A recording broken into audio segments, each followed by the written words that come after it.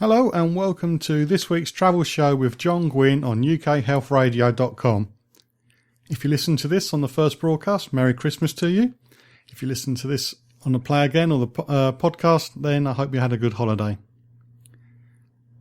Last week I mentioned about getting to airports and the traffic problems there may be around, and the day after I recorded that it was on the front page of the Independent, so great minds think alike apparently. So I'm going to start off with talking about roadworks and airports, just a few of the airports, just to give you a heads up if you're travelling between Christmas Day and New Year's Eve. Start off with some good news, and according to Highways England, almost 400 miles of roadworks have been lifted for the holiday period.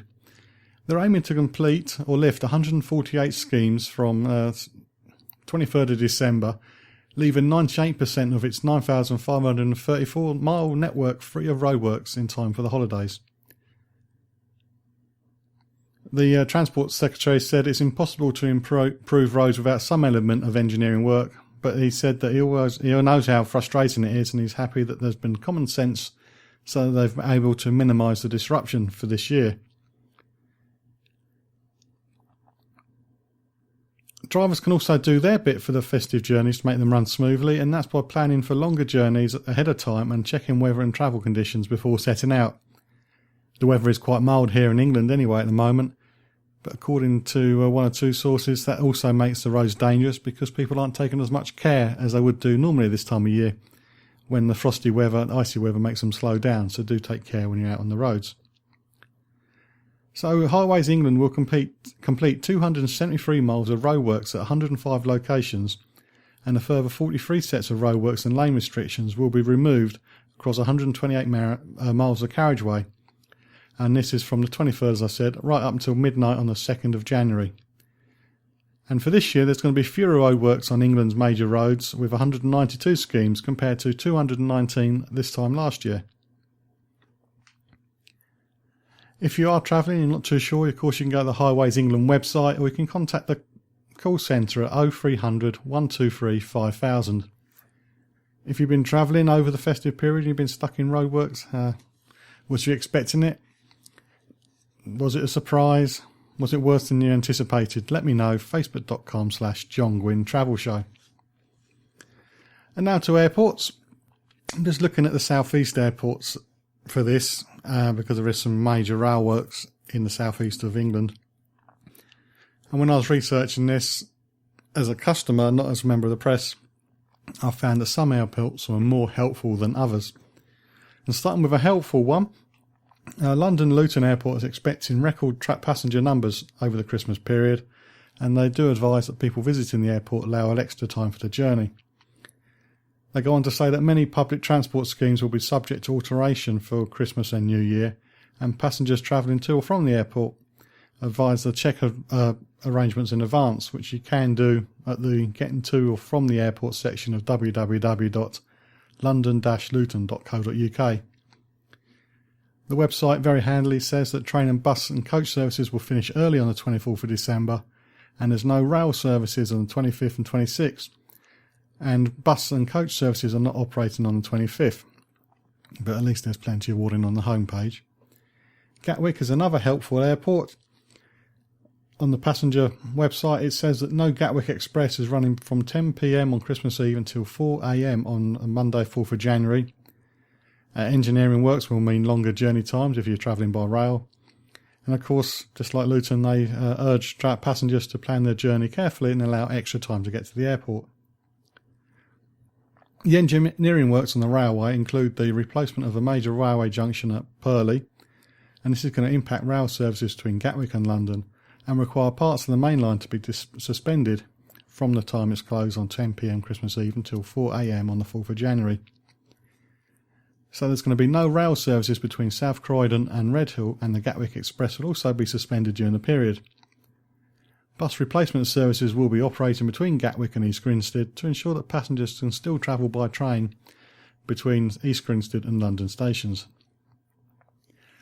However, there is a direct train service operating between Victoria and Gatwick via Horsham, but passengers travelling by rail should expect a significantly longer journey time and should plan accordingly. That seems to be the phrase of the day.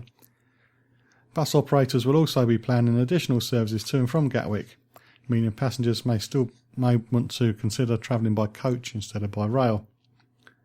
A spokesperson said that the airport's working closely with transport providers and airline networks to ensure that passengers are aware of how these essential works will affect their journey to and from the airport. If you want to have more information, if you're travelling to Gatwick Airport, then just go to gatwickairport.com and look at the Getting to and From section of the website. Heathrow's got major problems, and very unhelpfully the consumer website didn't really mention any of it. I had to dig a little bit. But there'll be no Heathrow Express services from the 25th until the 28th of December 2015. An inter-terminal transfer service will run between all Heathrow airport terminals on these days from 0500 to 22:55. And this is all down to essential cross-rail improvement works being carried out by Network Rail. So there's no Heathrow Connect services from over those days, and there is a revised Piccadilly line will be running from Boxing Day, so there's something to look out for there.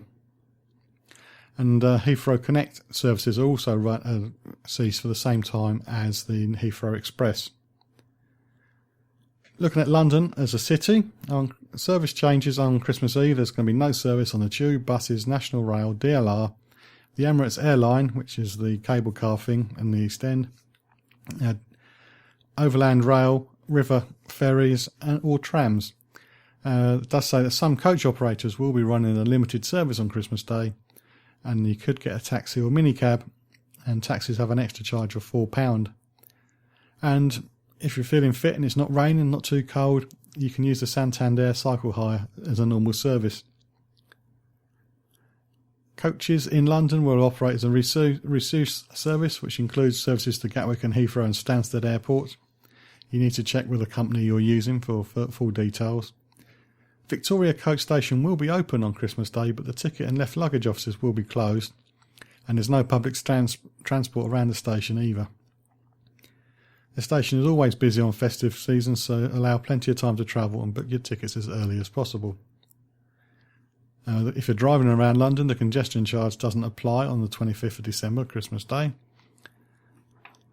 And you should visit follow Twitter, TFL Traffic News on Twitter for up-to-date news for transport problems in London if you're driving around there.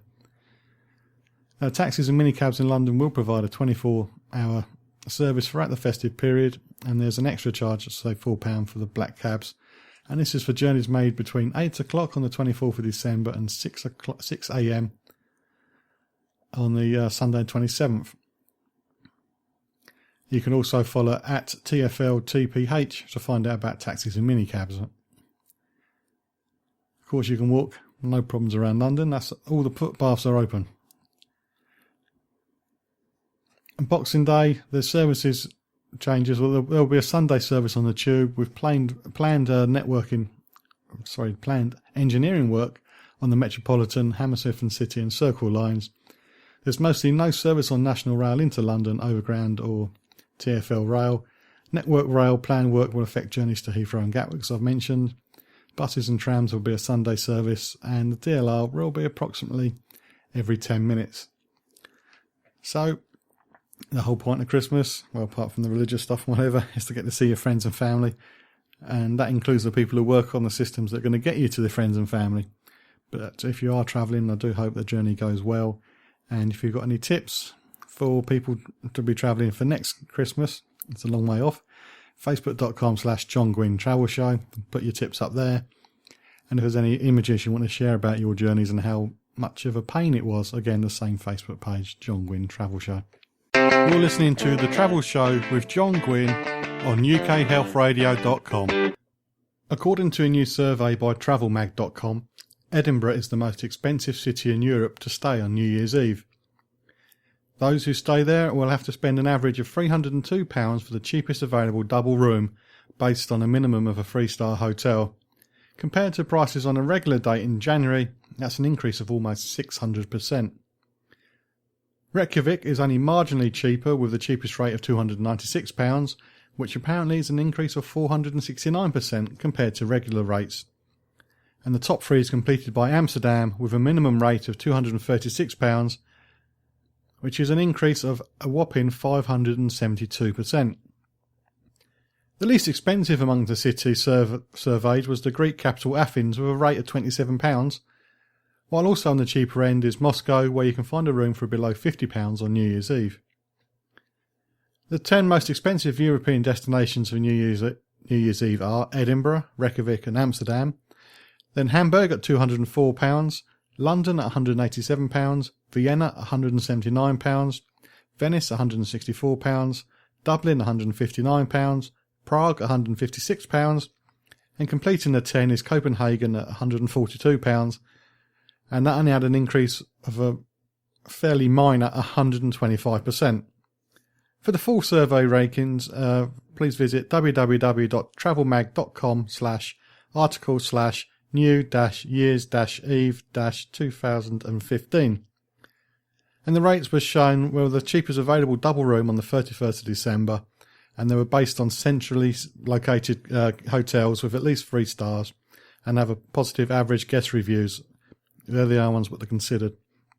So of course you can find cheaper, but you're not going to enjoy it. Are you staying there anywhere New Year's Eve? Please let us know how you got on and how much you had to pay and how long ago you booked it. Facebook.com/John Guinn Travel Show. This time of year people are looking forward to their summer holidays and start planning. More of that later. But what if you're the sort of person who likes to plan well in advance? Well, this could be the holiday for you. Fred Olsen Cruise Lines are offering guests a chance to experience the world's most exhilarating and prodigious yacht race, apparently, the America's Cup. And this is during the Boadicea's 26th night Azores and the America's Cup cruise. This departs Liverpool on the 9th of June 2017, and they claim it's a once-in-a-lifetime holiday. So you better enjoy the action of the 35th America's Cup, which will be taking place in Hamilton, Bermuda on the 24th and 25th of June, where the Boadicea will be spending 3 nights. The America's Cup, in case you don't know, is quite an old competition, founded in 1851, and it took place around the Isle of Wight. Not quite as glamorous as the destination for 2017. And it's generated increased intense excitement and fierce rivalries in over 160 years.